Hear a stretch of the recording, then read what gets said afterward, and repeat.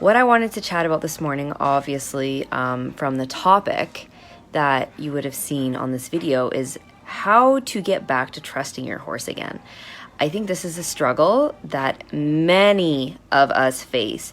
Now, whether the feeling of a lack of trust happens because of an accident, because of an extended time, not riding, not working together, and maybe it does a change in your life, right? Like, I felt a lot different after I had my kids. And while there was no logical reason per se to have felt like there was a reason for my mistrust of my horse, it was there, because I had changed, right? So I actually want to read a little bit, not much, like a couple sentences, so bear with me, from this book. I think this is backwards to you guys, but it's Brene Brown, Dare to Lead. And she says, we need to trust to be vulnerable, and we need to be vulnerable in order to build trust.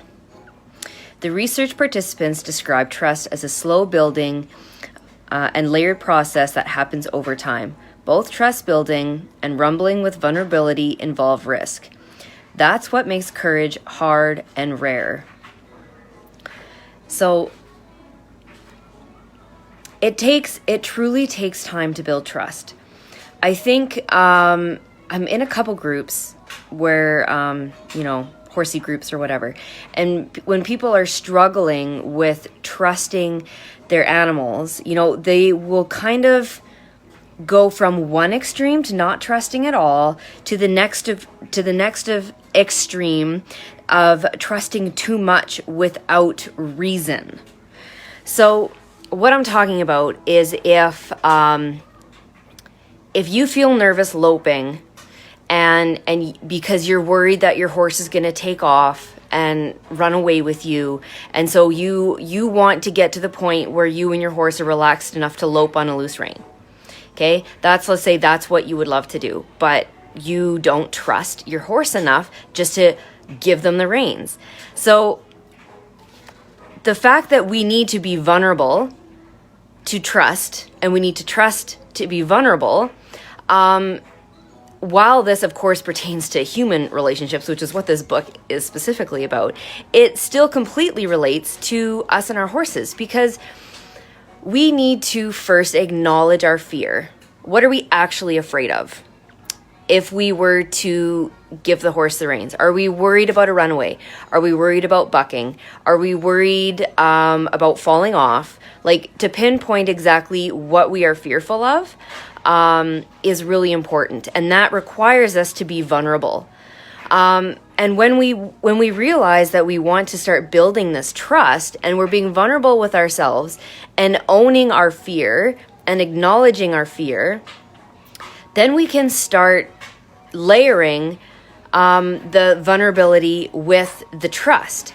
And you don't start with day one, you just jump on and you throw your horse the reins and you go lope. You don't set yourself up to do something so extreme, right? You want to start small. You want to build small. So first off, can you walk around your arena at a walk with your reins just loose on the horn or on the neck and just trust your horse at a walk? Can you do that?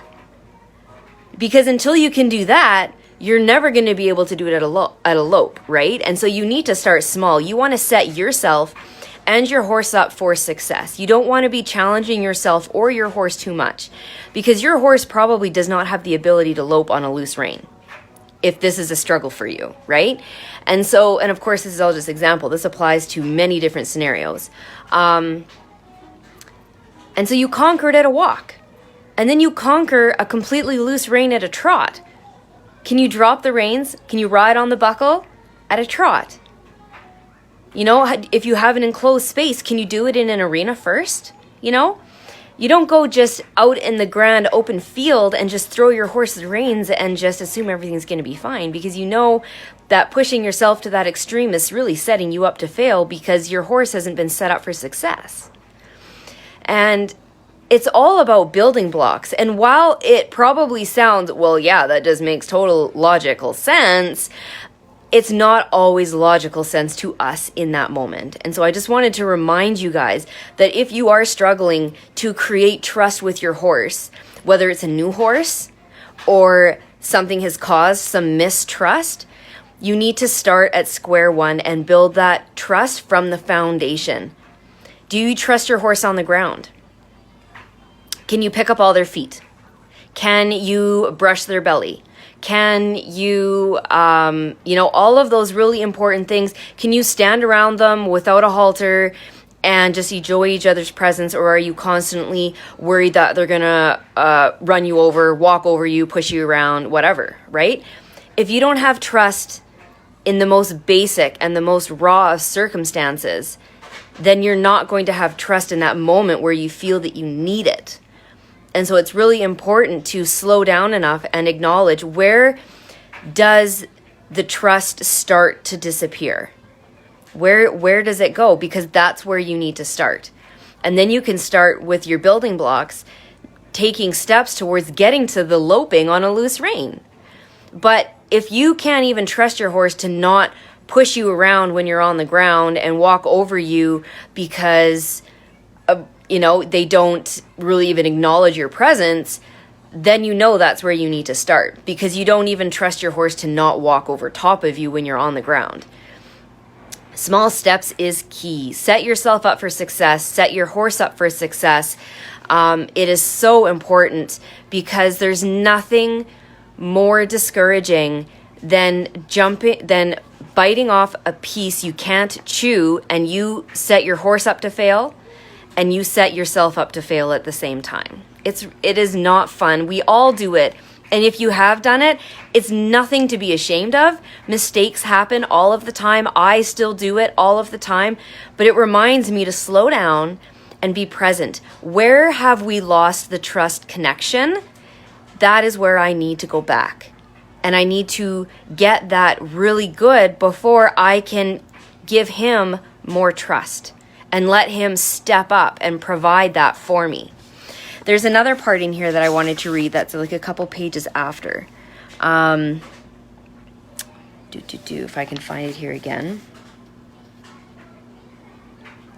All right. In any interaction, there is a possibility of connecting with your partner or turning away from your partner. And again, while this is talking in this paragraph, it's specifically talking about a relationship, like a husband and wife relationship. Our horses provide us opportunities to trust them.